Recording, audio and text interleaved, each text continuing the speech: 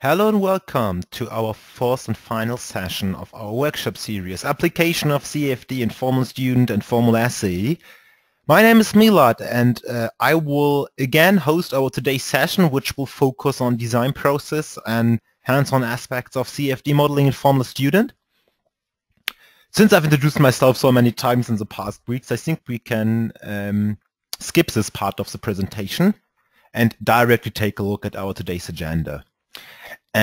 Today we will actually talk about three main things. First of all, we will talk about model management. Model management is about actually how you manage and maintain your CAD data or your CAD models in order to have a fast and quick CFD simulation process. And we'll talk about some general aspects of this very important discipline. After that, we will talk about a more general thing, which I just called ensuring result quality. And during this part of my today's presentation, I want you to understand what is the difference between a colorful picture and a, let's say, good, robust, and reliable CFD simulation. And after my quick part, which will maybe take about 20 to 25 minutes, I will hand over to Niklas Pfeiffer, who is our today's guest speaker. Niklas is the former head of aerodynamics at the motorsport teams Cologne, but I will introduce him in detail in some moments.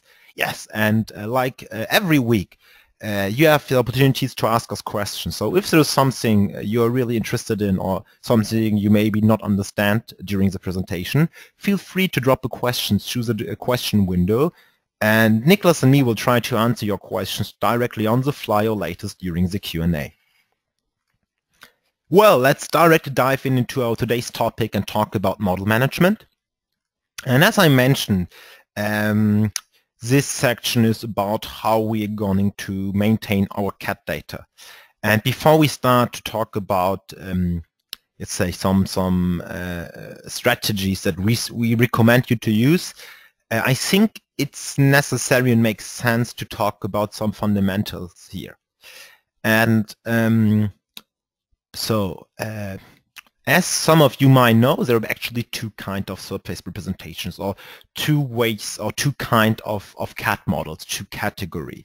And one is called precise models, and this is what most of you, I think, are using.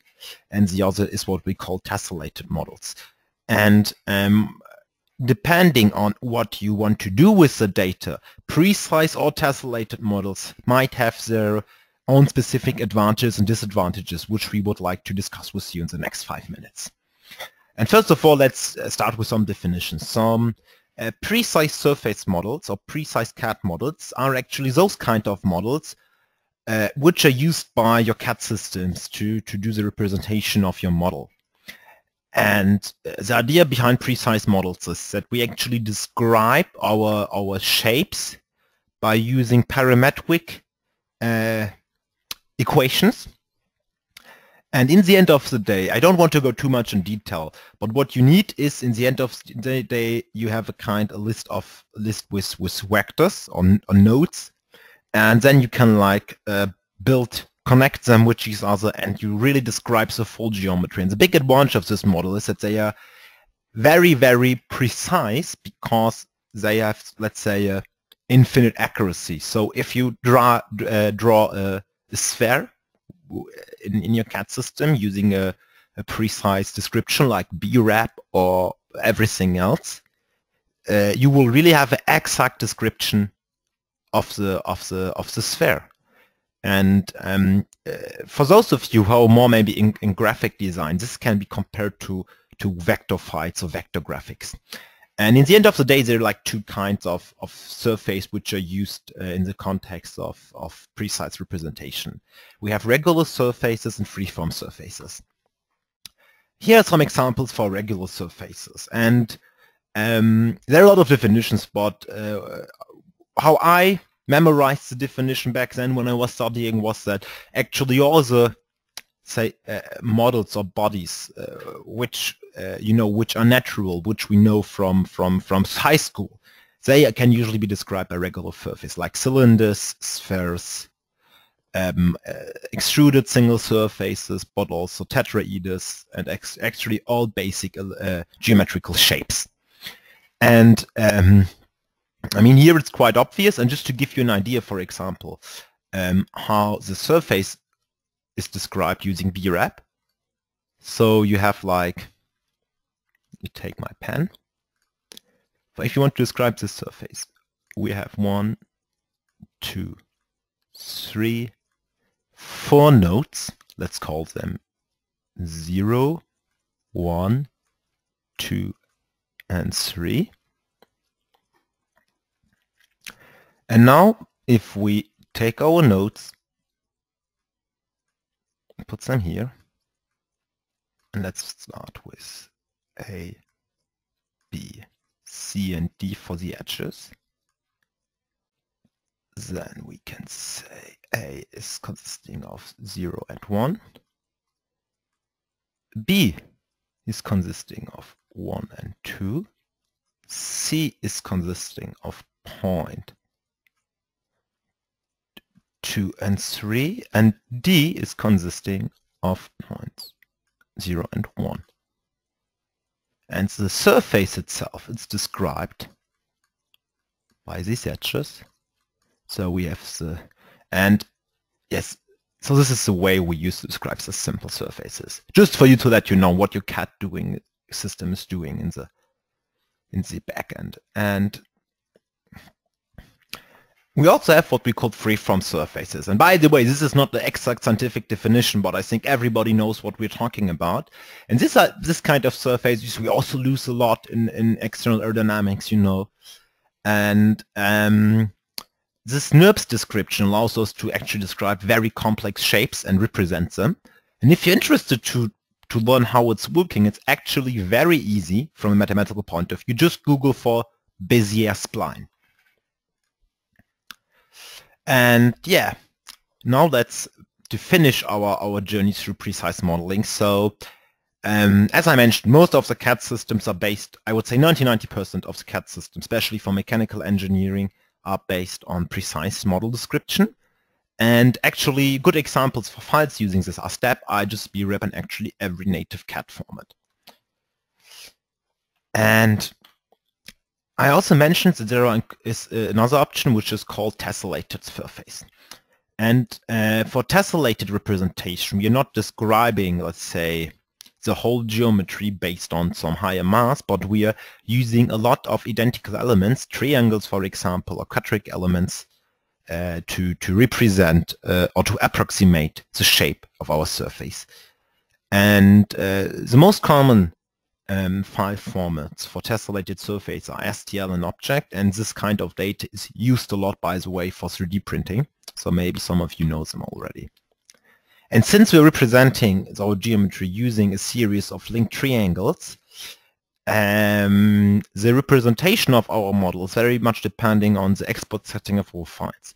So what we did here, for example, we just took a precise model of a cylinder, of a sphere, and then we used different edge lengths for the tessellation. As you can see, really the shape is changing, and you need a lot of tetraeders or triangles in the near of high gradients and high curvature to resolve this adequately. And also for those of you who are interested how such a STL file is working, so the STL file is actually just a text file. There's also a binary version of the STL file, which is where the files are smaller, but if you take a look at the ASCII version of the STL file, actually it's a very simple syntax. So you are describing every triangle by defining 3 vertices and the face normal. And this is very simple. And using this syntax with facet normal and end facet, this is like representing one triangle. And in the STL file, we have a lot of the triangles, and the file starts with solid and ends with end solid. There is one thing you need to know about tessellated models and precise models. Actually, it's only possible to convert them in one way, because tessellating a precise model, a very exact model is possible. It's the same like, rendering a vector graphics. But the other way around, it's a hassle every time and not possible in most of cases. And you may ask yourself why I'm talking about. Well, most of you are using step files, as far as I know, for precise models to design the car, which makes absolutely sense, because when you want to manufacture it, when you want to do product data management and all the other stuff, you need this kind of representation.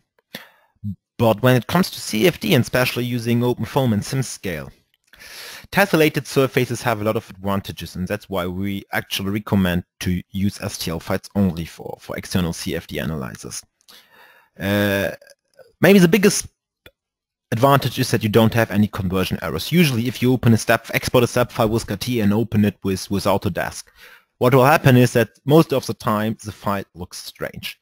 Suddenly you have some holes or other openings, nobody knows where they're coming from, and you actually cannot really realize that your CAD data will stay as it does. And with STL, it's not a hassle, because there really the points are defined explicit, and you're not depending on which CAD kernel is opening your file.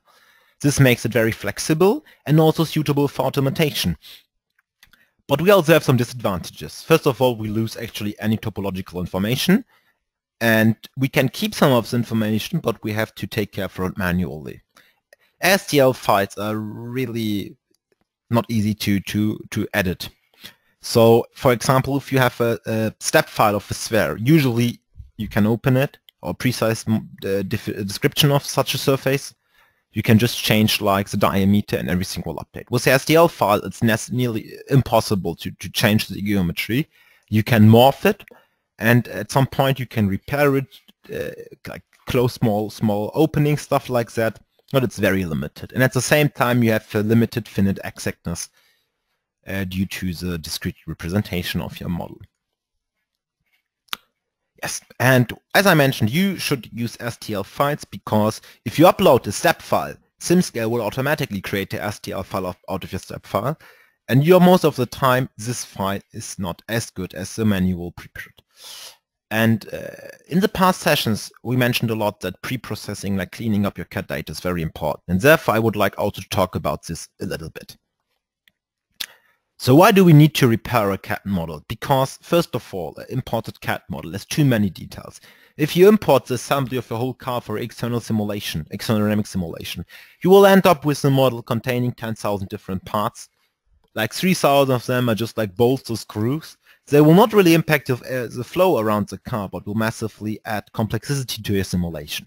Therefore, we want to simplify the model as much as possible, and we want to fix any possible surface errors. And surface errors are like, here we have some examples, things which usually happen when you export your CAD model. And yes, these are the three most common problems. So intersection, so if like parts of your STL or of your CAD model intersecting, open volumes, edges, or discontinuities.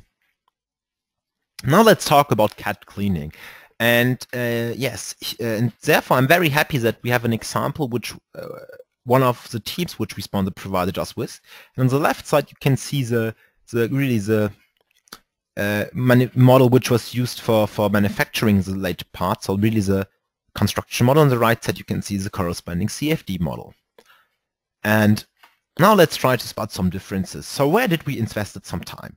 First of all, let's take a look at the front view. And as you can see, there are some major simplifications. We erased all of the holes and the end plate. We massively simplified, the front wing support, and as well here the suspension. If we take a deeper look at the suspension, here we also invested a lot of time. We removed all the, let's say, unnecessary features. About this part, we could maybe discuss a little bit, because obviously it will have a small impact. However, you don't need to care for such small details unless you have a very good CFD model. And also the rims, as you can see, simplified them massively. A very important part is also the radiator and the underhood. Last week, or the week before last week, we talked about how to model radiators using porous media, and here you can see what we did. So we replaced the very detailed CAD model of the radiator by a simplified zone which is used for the cell zone creation later. If we take a look at the rear, you can see how like massively not only holes were removed, but also like really redesigned the whole suspension. And by the way, a lot of times, especially for simple parts with a lot of holes and other details, it's easier to create new parts to design it from scratch again than to modify a very complex existing solid model.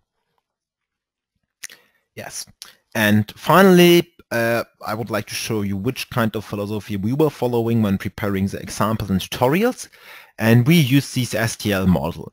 And what we actually did is using a master model. So what does it mean? Well, first of all, when we started to do the simulation, we separated the model into several parts. We had like one big part for the whole, let's say, chassis.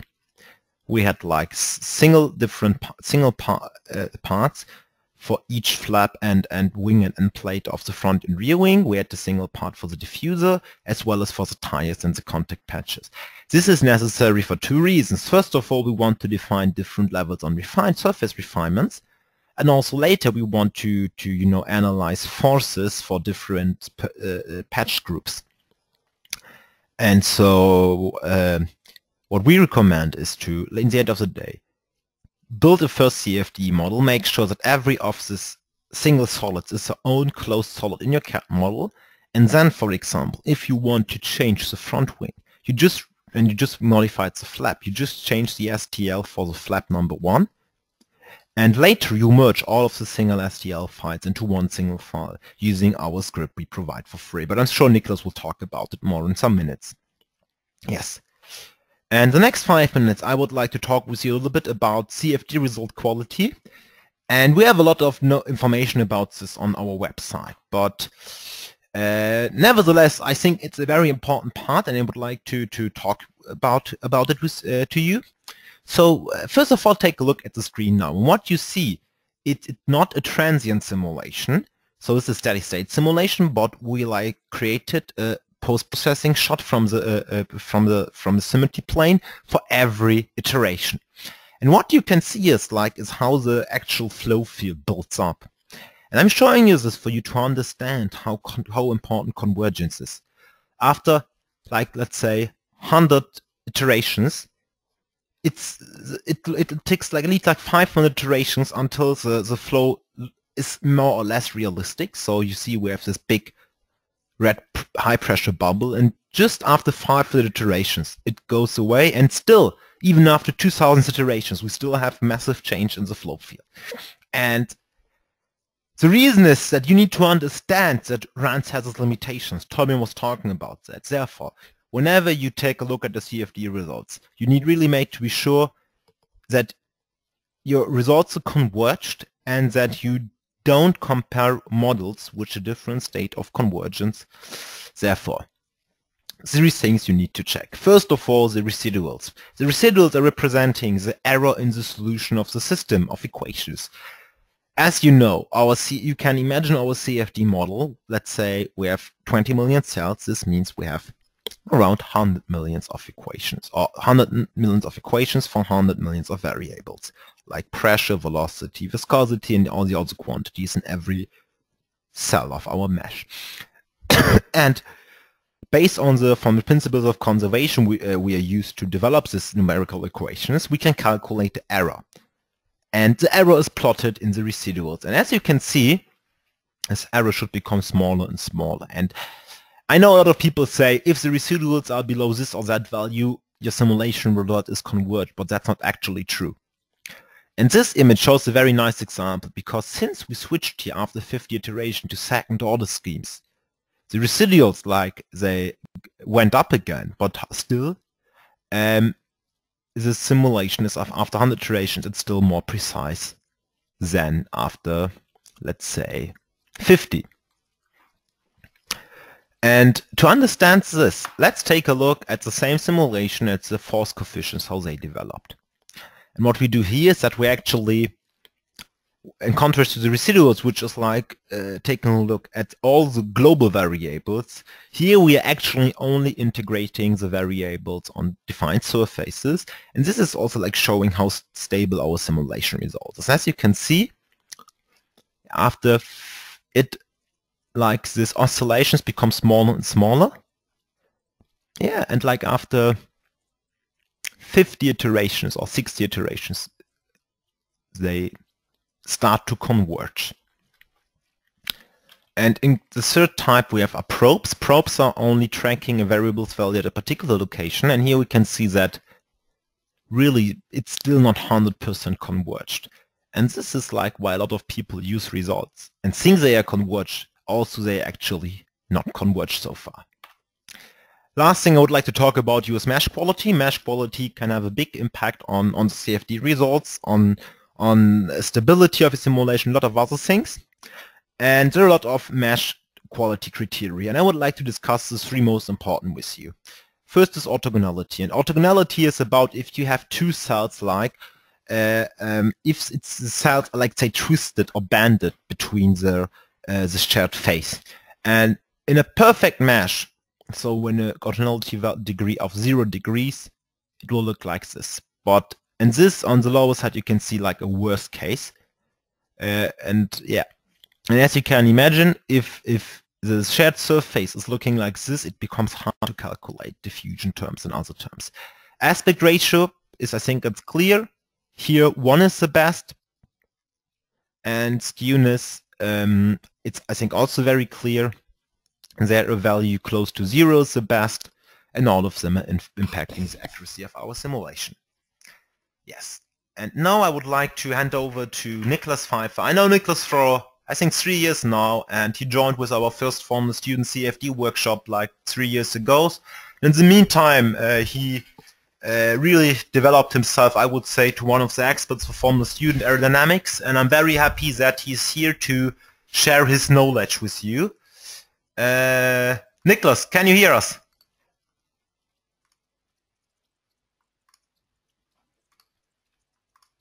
Can you hear me, Niklas? Yeah, I can hear you. Perfect. I just made you the presenter. Yeah. So, do you see my screen? Yes. Perfect. Then I go to presenting mode. You need to, can you drag away the control panel? It's like black. Yeah. Can I close it somehow? You can minimize it, yes. You should not close it, but minimize it. Where is it? Yeah, you know, on the top right corner. You can close okay. it. And... Yeah. You know what? Something. Let me make you the presenter again. Something went wrong. I don't know why, but let's see if it works now. Because like half of your screen was black due to the panel.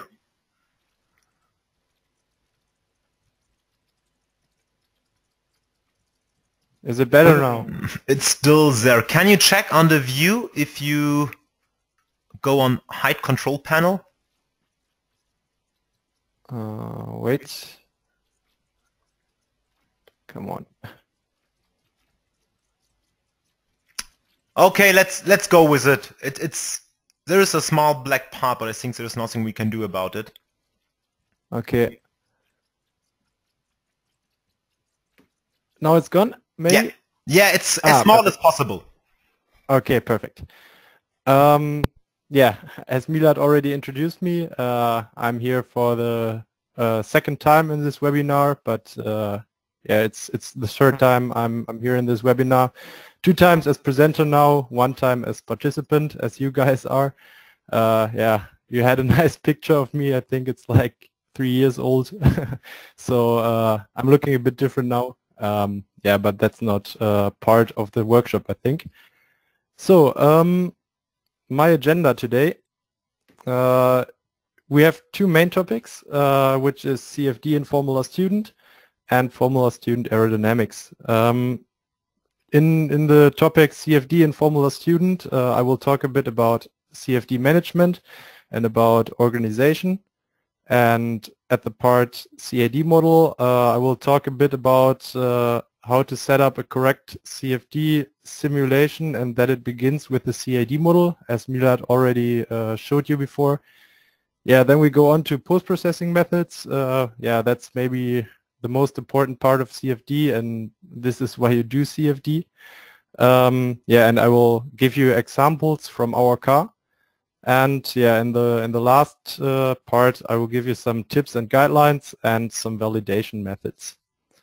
So here you can see a screenshot of a structured tree from our first season when we first used SimScale. And as you can see, it's very confusing. And if I would have been asked, what have we changed in this specific simulation here, I honestly wouldn't be able to tell you because I couldn't say it. And one thing I learned in my time in the Formula Student in general and in my time as Formula Student aerodynamicist is that you have to organize yourself. That is really one key point of everything. And therefore I will give you some tips how you can organize and how you can manage your CFD simulations. So organization starts really with a small thing, but it can be very important, and this is how you name your models. And we successfully we are successfully using this name standard since 2 seasons now, and yeah, it works very good. In addition with other things I will show you later. It might look a bit cryptic, but it's not that hard actually. So we name every simulation. We say or we give a velocity. Why we I will show to you later why we giving the velocity value in the name. Then we have the date on which the model was created. We have a continuous number because sometimes it happens that you have more than one simulation per day. And yeah, we have the construction initials of the one who created the model. So an example for today, if I would today create a simulation, then the CAD or the STL file, the name would be 60 meters per second 2018 1129 version 1 NIPFE. That are actually my construction initials. And the motivation behind this is to documentate all changes that have been made before setting up the simulation. But only a name standard, yeah, will not take you very far in that point. So therefore we introduced something we call development data sheet. So what you can see here is, so we have a date when the simulation was created. We have again the construction initials. We have a name from the actual best geometry which we want to compare the new geometry to. And we have the name of the geometry we want to compare it with. So and the main part of it is here, this big text file where we documentate everything that has been changed from this simulation here to this simulation. So we actually clearly defined for ourselves the model. So in this point we changed something on the side wings. So everything we adjusted we mark red. Everything which is the same as in the simulations before remains black. And yeah, you can see here that we have some kind of coordinates here. They are from the way that we are constructing our wings. At the end of the day, it makes no difference how you define it. The thing is you have to have them clear. So when I look at this data sheet, I would be able to reconstruct the whole wing. And you have to do that when you want to do the same procedure. You have to make sure that you can do that as well. So to make the simulations a bit more yeah, a bit more relaxed when you're working in the workbench, you have to rename your STL surfaces. And you not only have to rename the file name as it was done here in the picture, because inside the name, inside the files is the name of the surface, and you have to change this thing here. So I think Milad just showed you how an STL file looks, and after the solid you can name the surface, and when you name the surfaces inside the STL file correctly, then this surface, for example, will appear in the workshop as front wing and not as maybe a cryptic number or something else. So afterwards, when you renamed all your files, then you have a lot of single STL files that you don't want to upload separately. And therefore, SimScale will provide you with a very nice STL merging script, which you just right-click on and say run, and it merges every STL file that is in the folder into one STL file that you can upload. And I think it's in the forum post afterwards of this session, and there you can just take it. So make sure to check the forum afterwards. So let's now have a look at the CAD model. But before I explain you the graphic that we can see here, we have to talk about one thing. A car or every solid moving through air causes forces. And in our case, the forces act on the suspension system and tires, and therefore the ride height changes with velocity. The guys from Too Fast, they gave me a very, very nice video in which you can see this phenomena very, very good. I just have to check. Yeah, I make out the pointer and have a look at the sponsor logo when the car accelerates, how it's going down due to the downforce, how the suspension system is compressed and how the ride height changes. I think it's very, very impressive. And there you can see that due to the aerodynamic loads, the ride height changes. And we want to consider this in our CFD model. And therefore, I really recommend you to design your CAD model parametric. So on the left-hand side, you can see the model in static condition. And on the right-hand side, you can see the CAD model moving at full velocity. So if you now maybe have a look at the rear wing here, you can see that the whole car is closer to the ground than it is in static conditions. And I think you already know that the ground effect or that the ride height has a very, very big influence on the aerodynamics of the car, and therefore small changes in ride height can have a very, very huge influence on the overall aerodynamic and on the balance, for example. And therefore you should consider the suspension deflection of your car. So in our case, the tires, they remain stationary, while every other body in the model is moving down with one parameter. So we have designed the model that you can just say, okay, our suspension is compressed 10 millimeter, and then every single part of the CAD model except for the tires is going down 10 millimeters. So that takes a bit of time at the beginning, but it will definitely increase your development very, very, very much.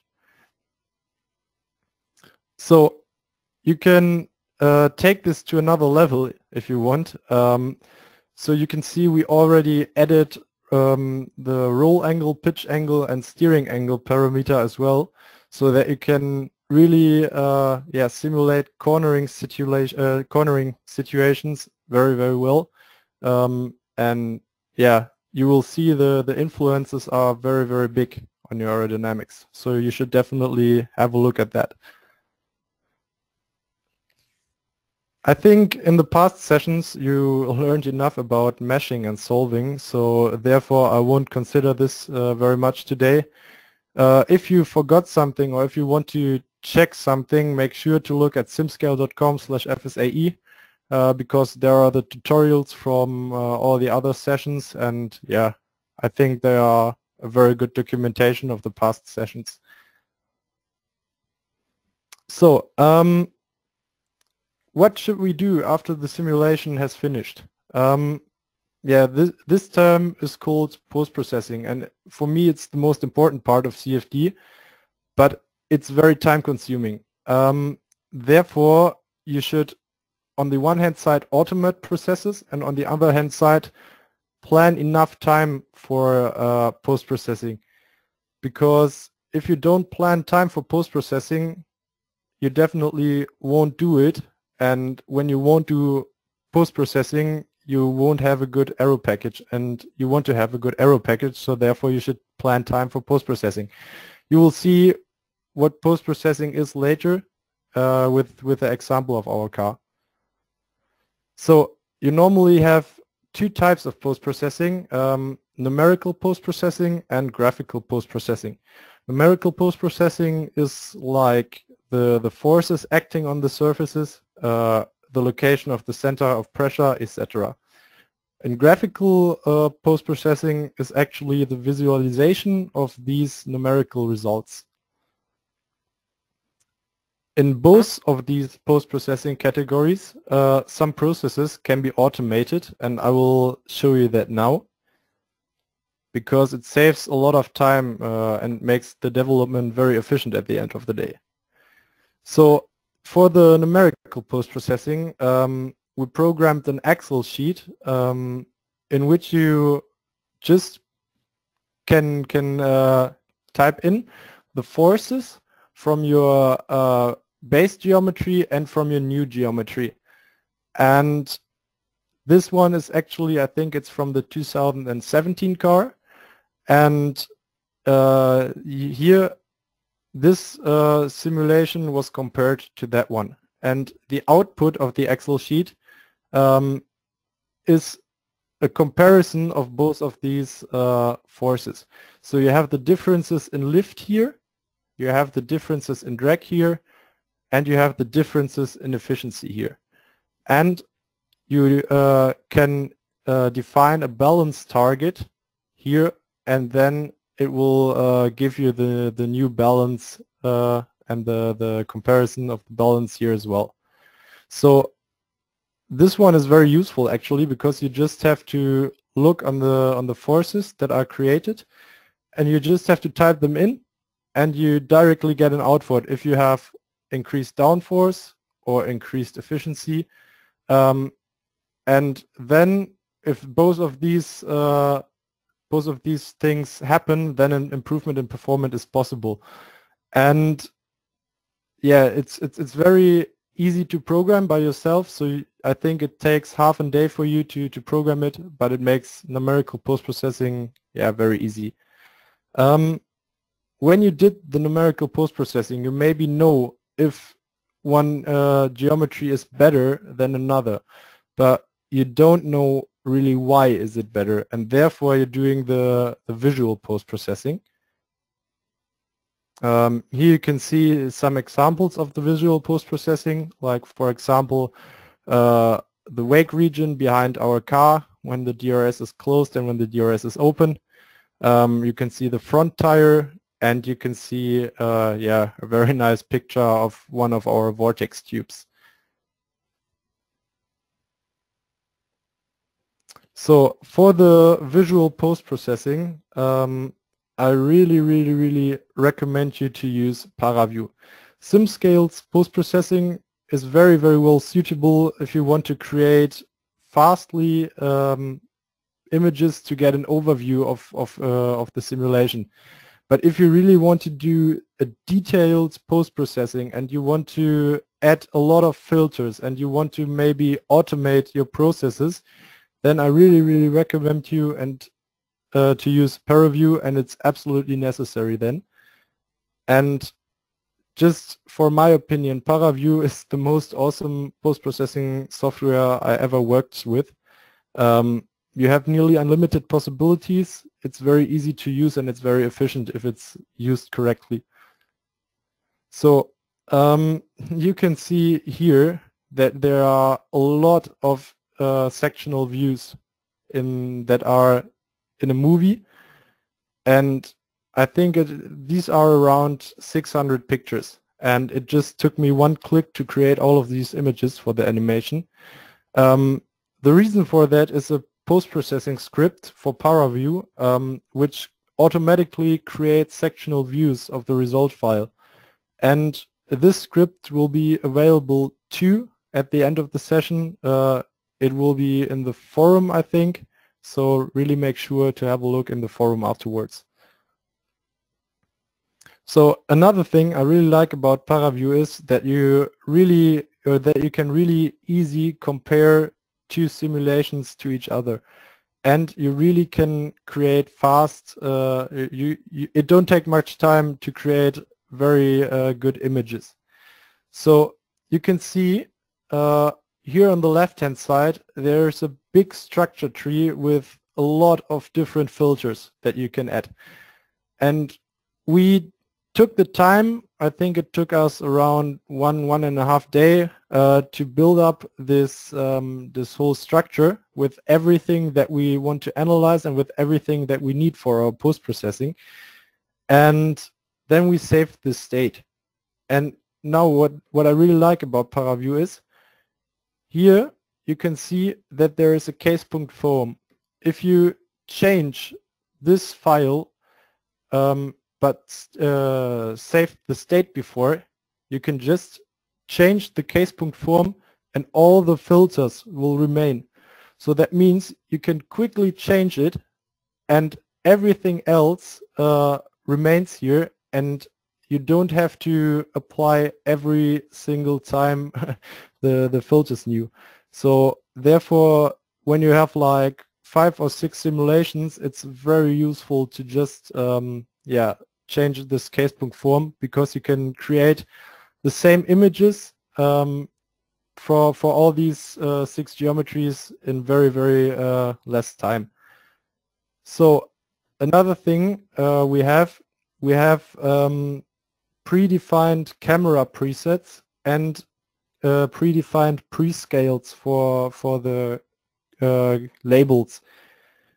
This will give you the opportunity to create uniformal pictures independent from the one who's taking actually the pictures. So we were, I think in the last year we had 3 people, including me, that were doing CFD, and the images of all of these 3 people looked as if one person created these images. This is due to the defined camera presets and the defined prescales. So it's very useful. And once you created the state, the post-processing will be super easy and relaxed for you. Diego from SimScale created a tutorial for ParaView for Formula Student purposes. I think it's on the SimScale YouTube channel, so you should definitely have a look on this video and on this tutorial. It's really worth to watch. There are a lot of informations in very less time, and yeah, we built this whole structure based on this tutorial, so make sure you have a look. So as I said before, you should definitely plan time for post-processing. So in the development phase, we meet up once a week to discuss all the results of the past week. And in this post-processing session, we see a lot of new things, and therefore we are collecting ideas and planning, and we are planning future simulations. As you can imagine, 3 minds are greater than 1 mind. So another great thing of these regular meetings is that all the team members get a better understanding of the results, and of course you prevent spending too much time with already rejected concepts. So the outcome is a smart and efficient development and a very big learn effect. Even I, in the 3rd year, learned a lot of new things in these regular post-processing meetings. So really take your time for post-processing. It can make your development very smart and very efficient. And of course, the judges in the engineering design, they really like that. So I promised you an example. I will give you an example. Many people ask us on the events about our front wing design. and I will now show you why we designed our front wing as we did this year. The first thing we take a look at is the tire wake. You can see here the tire wake. On the upper picture the front wing is closed, and on the lower picture the front wing is open. And I want you to look at this area. So on the upper picture you can see that the tire wake is flowing very much inboard, and it's going below the inner side wings. And on the lower picture the inner side wings are nearly unaffected. And another thing which you cannot see in this picture very well, but I will zoom in for you. You can see that with the closed front wing, parts of the tire wake are getting below the rear wing, and therefore the rear wing is losing performance and downforce. With the open front wing, you can see that the rear wing is not really affected by the tire wake because it's outboard of the rear wing. That is one thing why we opened up the front wing. So when we look at the pressure, you can see that with the closed front wing, of course, the outer front wings have a much higher pressure area than the inner side wings. But that is the logical consequence of the tire wake flow that we just saw. And with the open front wing, you can see that the pressure area on the wings is much higher on the inner section than on the outer section. But that's a logical consequence of the tire wake flow as well. So now we take a look at the lift. So this one is a very nice feature from a calculator from ParaView, which we learned in the tutorial from Diego. Actually, what we visualize here is the Z component of the surface normal multiplied by the pressure value. So you actually have now the parts that really are giving you the downforce. So that is a visualization from which part the downforce comes. So when you see on the upper picture with the closed front wing, you can see, okay, the outer side wings are creating a lot of downforce because it's blue. I forgot to say that. Blue in this terms means negative lift, and negative lift is downforce. So red areas, they are creating lift, and yeah, you don't want lift creating devices on your car, I think. So when we look at the outer side wing, you can see in the upper picture that it's, yeah, somehow blue. When you look at the lower picture, you can see that the outer part of the side wing is not as blue as it is in the upper picture, but therefore the inner part of the side wings is way bluer than it is on the upper hand, and the area of the inner side wings is much bigger than the one of the outer side wings. Another thing to look at is the top surface of the side diffuser. You can see that the top surface is creating lift in both cases. But on the first case with the closed front wing, you can see that the upper surface of the side diffuser is creating a lot of lift, while with the open front wing, it's nearly reduced to zero because it's getting green somehow. So the lower part, of course, of the side diffusers, you cannot see that in this picture, it's creating a lot of downforce. But the upper surface, due to the proximity to the inner side wings, yeah, it creates lift. And with the open front wing, this phenomena is reduced very much.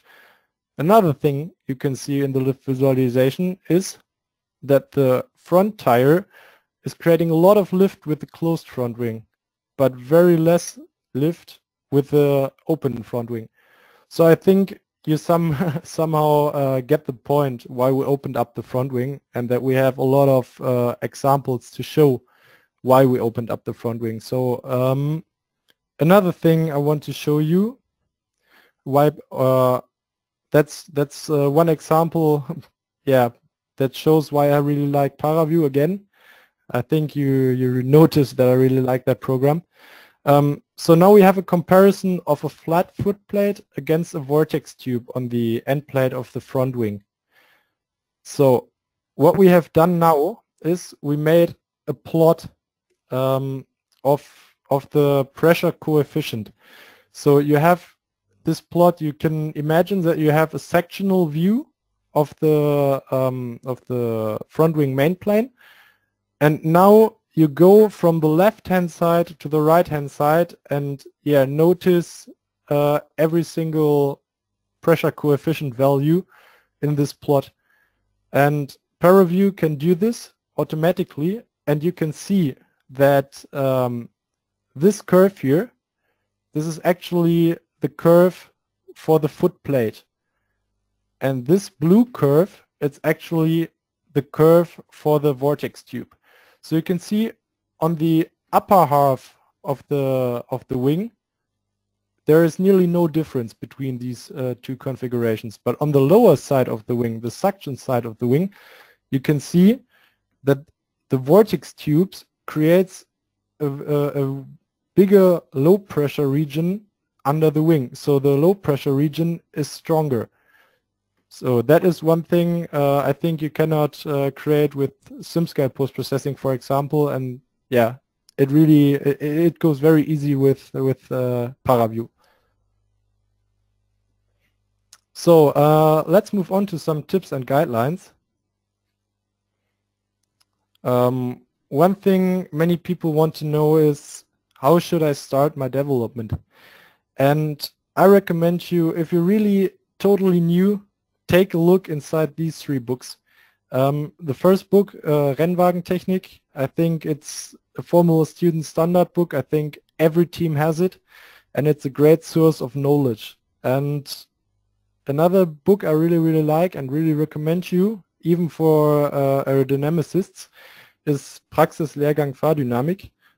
It gives a very good basic overview of vehicle dynamics, and as an aerodynamicist you definitely should know about vehicle dynamics, because the influence of both of these engineering disciplines is very high. And for the third book is Competition Car Aerodynamics, and this one is actually a very good to read book about motorsport aerodynamics. So you can really read it from page 1 to the end. And it's not that that 100% theoretic and mathematically. So it really gives you a nice introduction into aerodynamics. So another recommendation I have is take a serious look in this presentation. The link of this presentation will be in the forum as well. Milad, I will send it to you later, and then you can introduce it. Pagliarella and James Slaughter, they put up everything they know about FSE aerodynamics into this presentation, and they really know their thing. And sometimes it's written a bit harsh, but there are a lot of true words inside this presentation, so make sure you really have a look in this presentation. Nevertheless, some points I want to talk about here. The most important thing is think before you do something. It might sound very easy, but I saw a lot of people that are, they just saw some things and they just not thought about what the things are doing or what the things should do, and then they wasted a lot of time because they didn't thought about it first. This is really, you can take this to every discipline in engineering. Think before you do something. Another thing which happens very often in Formula Student is that you copy other teams' IROs. Don't just copy it, really. Think about why a team could have built their aero package as it is, and then think about if a similar concept is favorable for your team or not. Try to really understand what the other teams have done there when you really want to copy something. It's I mean for teams that are not that experienced or so on, you can really ask the bigger teams or the teams that have a lot of experience, and they will tell you what they thought about with their aero package.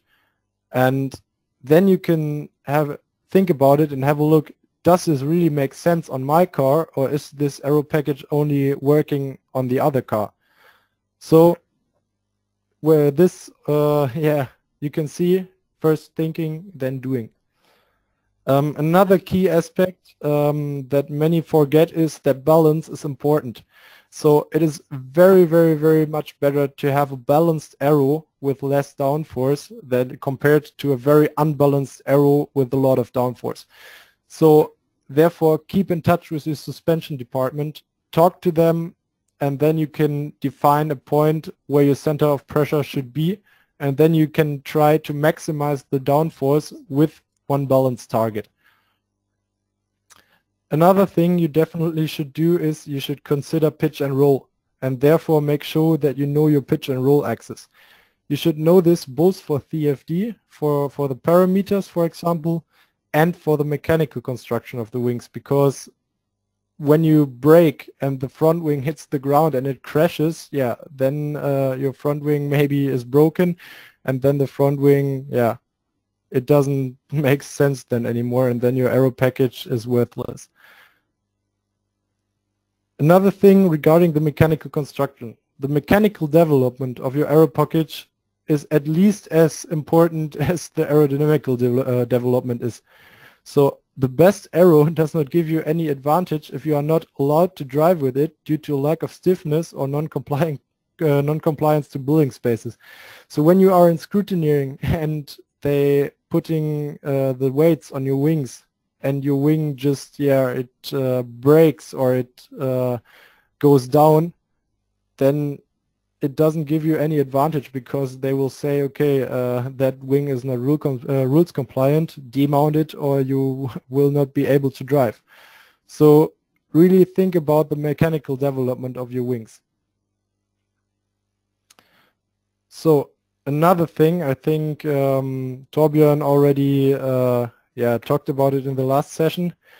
CFD is based on solving approximations of the Navier-Stokes equations, which only describe the flow.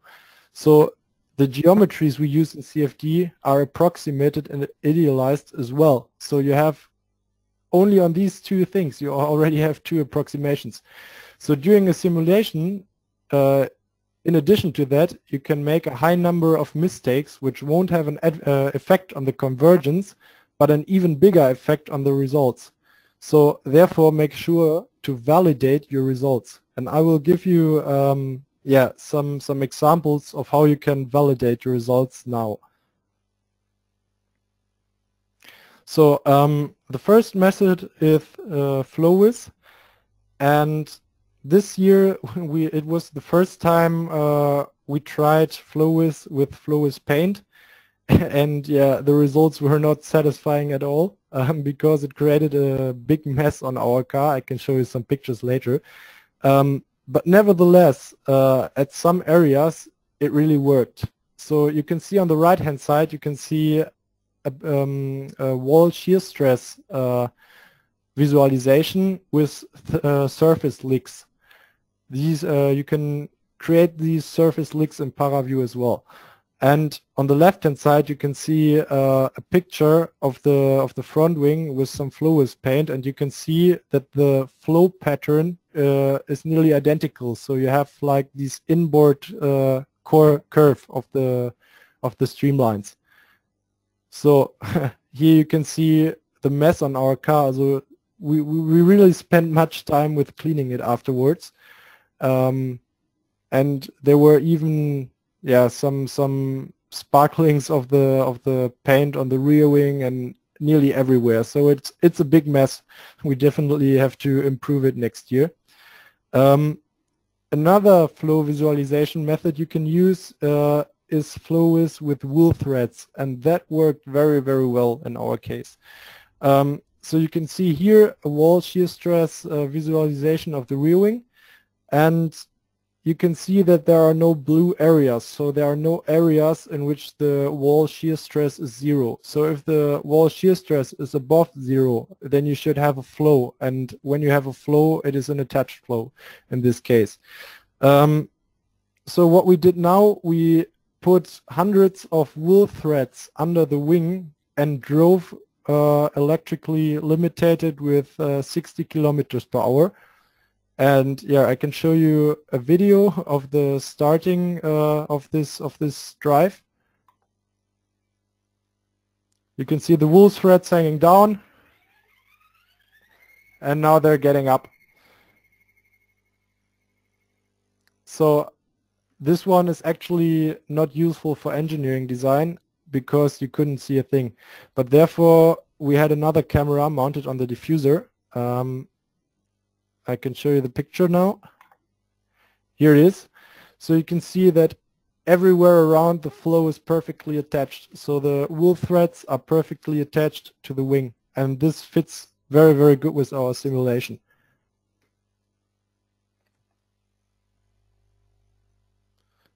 Another thing where we did this with the wool threads is on the diffuser. On the diffuser, we actually found some separations at this area here, because you can see here is a bracket which holds the diffuser fans, and that bracket was not in the CFD simulations. And as you can see, the bracket is causing separations at this point. So the thing now is, for this year, we definitely will integrate these brackets into the CFD model, or think about a better diffuser fence mounting. And as you can see, small things can have a big influence depending on their location on the car. So FlowWiz is a very nice validation method, but it only can give you a qualitative validation. If you want to have a quantitative method, you have to analyze data from your car, for example, your wheel travel data. Therefore, you can drive along straight and compare the wheel travel data to the static data. Consider that there might be crosswinds which affects the result. You can imagine if there is, for example, crosswinds coming from the side, you will definitely have other results than if you would drive without crosswinds. And of course, another method to validate is just driving. Well, it is not really a validation, but it is a method to give you an approximation of how much performance you can gain from your aero package. So you just create a simple track with one fast and one slow corner, and then you let two drivers drive through a few rounds. Each driver drives a few rounds with aero package and a few rounds without aero package. Driver 1 then drives with the aero package mounted first, and driver 2 drives with the aero package demounted first to eliminate possible learning effects. So then when they are driving, you stop the times, and then you compare the times to each other. So I think that was it for today. I think yeah, we even had some time left, so maybe we can answer some questions afterwards. But first of all, I want to thank 3 teams for the awesome last season. First of all, BRS Motorsport. I think we had a lot of fun with you guys on the event side. With you guys from Horsepower Hannover, we had a lot of fun too. So thank you for the season. And of course, thank you to Formula Electric Belgium, our partner team from the Powered by Umicore program. Yeah. And of course, special thanks to SimScale for the nice collaboration. I think, yeah, the development with you was every time something special. And special thanks to Milad, to you, of course. I think we know each other since minute 1. To Diego for the awesome support, and for Yusuf for the awesome support this year. Yeah.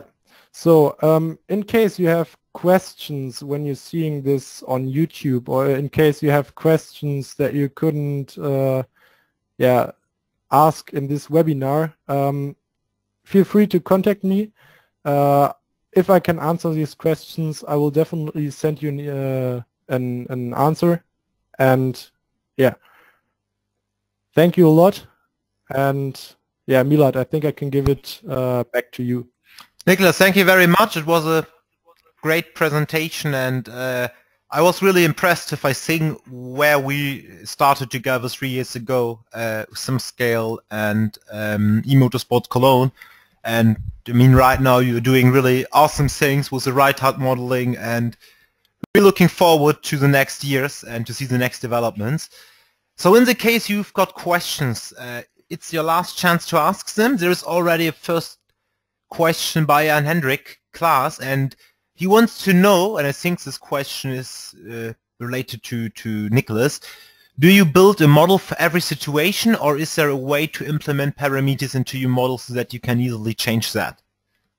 No, we have only one model with a lot of parameters. So actually we're doing this by or all the bodies inside the model that are full solids, and we constructed pitch and roll axis into the model, and then implemented it or connected the bodies with a translation motion, with a rotation motion. So you have parameters that are guiding these translation and rotation operations.